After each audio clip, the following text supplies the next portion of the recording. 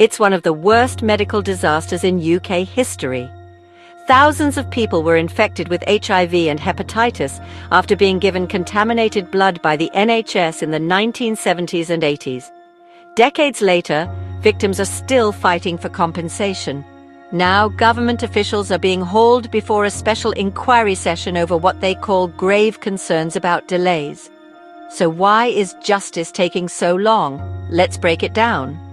Between 1970 and 1991, around 30,000 people in the UK, many of them haemophiliacs, were given blood products contaminated with HIV and hepatitis C.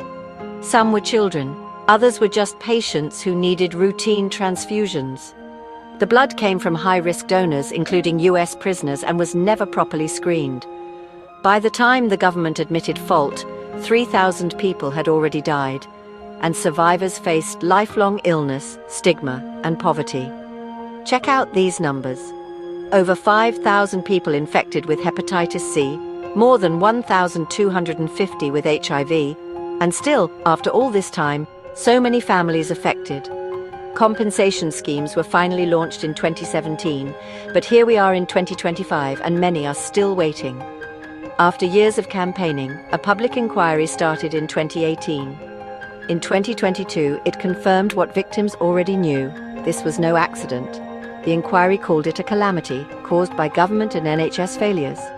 Interim payments were promised, but in May 2025, officials were summoned back to explain why, after all these years, thousands are still waiting.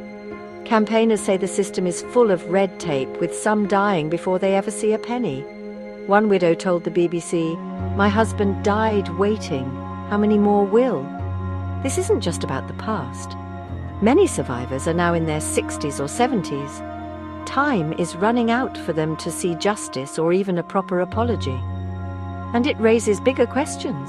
Who's actually accountable for all these delays? Why does justice in the UK move so slowly, especially when other countries like Ireland settled claims decades ago?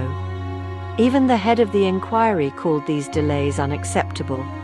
If you want to learn more, check the links below for campaign groups like the Haemophilia Society or Tainted Blood. And let's talk, should the government speed up payments? Comment below, and don't forget to share this video to keep the pressure on.